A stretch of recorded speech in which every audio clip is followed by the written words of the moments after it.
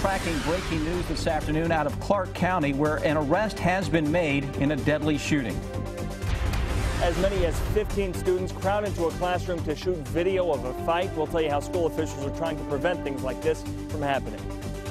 An Amtrak train involved in a deadly crash yesterday in Philadelphia may have been traveling more than 100 miles per hour. Tracking, alerting, protecting. WKYT News starts now with breaking news. Good afternoon. We are tracking two breaking stories right now. We begin in Clark County, where we have just learned of an arrest in a deadly shooting. Police discovered Roy Combs' body early this morning at an old rock quarry on Athens-Boonesboro Road near Halls on the River. Late this afternoon, police charged 46-year-old Don Attaway with his murder. WKYT Sam Smith is tracking the investigation. He has the breaking details from Clark County. State police were called out here around 12:30 overnight to investigate a body that was found along Athens-Boonesboro Road. It's generally quiet down here. Police say there was some type of fight here that left one man dead and another man injured. The deceased has been identified as 25-year-old Roy E. Combs of Richmond. Combs would have turned 26 years old tomorrow. Police arrested 46-year-old Don Attaway of Richmond. He's charged with murder and is lodged in the Clark County Jail. Police have not said what role Attaway played in Combs' death.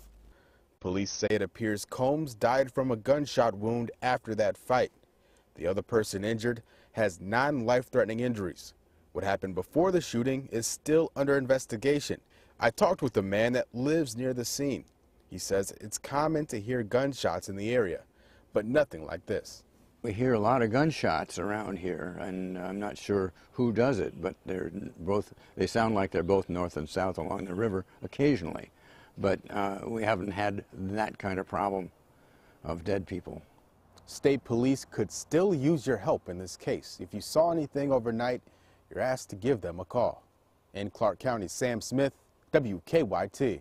More arrests are possible as police continue their investigation. We're also tracking a breaking news alert in Shelby County. One person is dead after a 5-vehicle accident on I64. The interstate remains closed in both directions at the Shelbyville exit. That's at mile marker 35. Officer Don flew over the scene in sky first. Kentucky State Police say a tractor trailer ran into the back of a car, causing a chain reaction about 2:30 this afternoon. One of the cars caught fire after the crash. State police say 3 others were taken to the hospital with minor injuries. There is a huge backup in both directions. There's no word yet on when the interstate will reopen. 2 people are fighting for their lives after a crash in Madison County. A car and a pickup truck hit head-on about 9:30 this morning on the eastern bypass outside of the Richmond Mall. 3 people were taken to the hospital, 2 with life-threatening injuries. They're just trying to find out what caused the accident, and you know, we download data from vehicles and everything else to try to determine the cause. 2 people involved in the crash were taken to UK Hospital. The other 2 were taken to Baptist Health in Richmond. Some new information today about a deadly crash last night in Madison County. It happened about 5:30 yesterday on Jacks Creek Road near Boone Way, just north of Richmond. We have learned the victim, 20-year-old Alyssa Marie Mormon of Dayton, Ohio, was a pre-nursing student at Eastern Kentucky University. 4 others were hurt in the crash. Coming up at 6 tonight, we'll hear from friends of the EKU student. An investigation is underway after a group of students piled into a classroom to shoot video of a fight. It happened yesterday during a biology class at Bryan Station High School. The incident ended with 1 student taken to the hospital. As WKYT's Sean Moody reports, the principal said the classroom door was locked and standard procedure, but another student let them in. Bryan Station High School Principal Mike Henderson said his staff followed procedure when that fight broke out in the classroom yesterday. He said it appears as many as 15 other students had been communicating with each other in order to meet up to shoot video of that fight. Henderson said the fight happened in a biology classroom near the end of class yesterday. He said the 2 students had been in an argument earlier in the day, and one of them went to the classroom where the other was and knocked on the door. It's a student from our school, so at that point it was not a perceived threat. Henderson said they keep classroom doors locked, but another student let him in.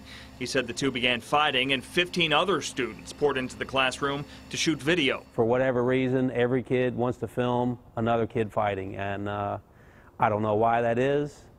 They communicate with when that's going to happen, where it's going to happen. Henderson said one of the students was taken to the hospital as a precaution. He said the student wasn't injured. He said those two would be punished, as well as any of the other students who came to shoot video of that fight. Now, Henderson said those cell phones can be valuable tools for teaching in the classroom. He said they're always looking into the best ways to police them. In Lexington, Sean Moody, WKYT. Henderson said no one was arrested. They plan to handle discipline within the school. Fire damaged a home in Lexington this morning. A man doing work on McConnell's Trace spotted smoke coming from a home just after 10 o'clock. When firefighters arrived on the scene, they found flames on the first floor. No one was home at the time. Firefighters say they discovered the cause of the fire when they first went into the home. When our crews did do a search, they found several candles that were lit, so just as a reminder, the best thing to do is before you leave your house, make sure you extinguish your candles, but this fire is still under investigation.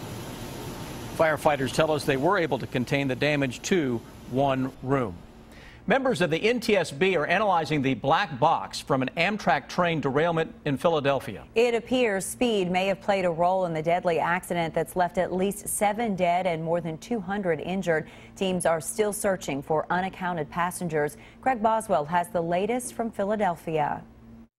The NTSB says preliminary data shows the Amtrak train traveling from Washington, D.C. to New York City was going 100 miles an hour when it entered a curve in Philadelphia. This is a horrific scene.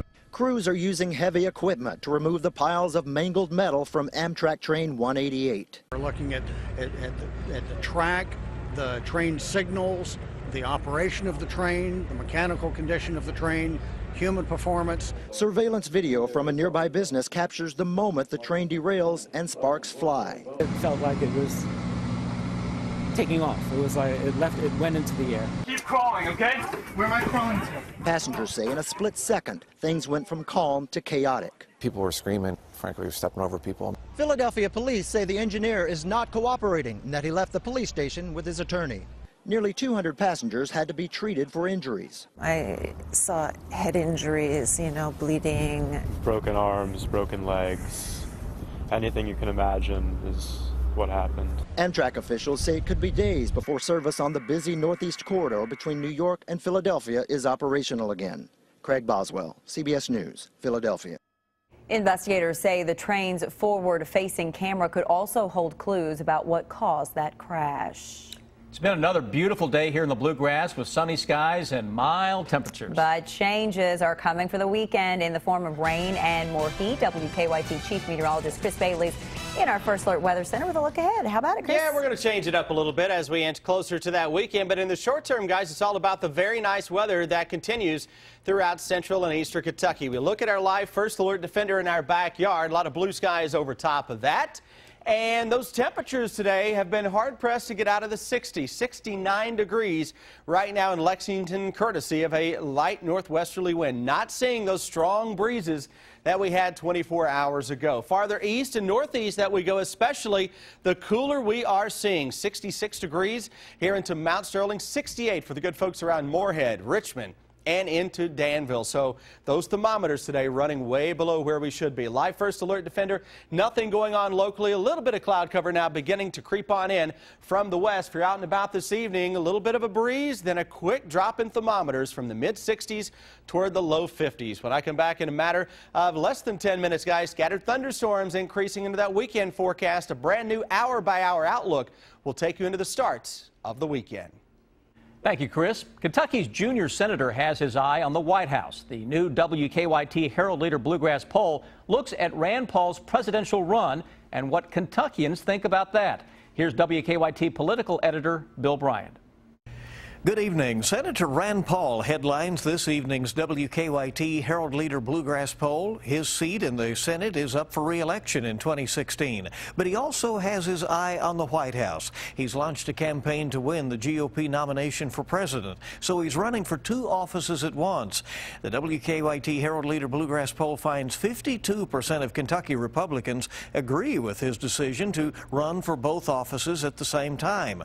25% think he should just run for re-election to the Senate. 11% think he should only run for president. 8% say he should just get out of politics and run for neither office. 5% of those responding were unsure.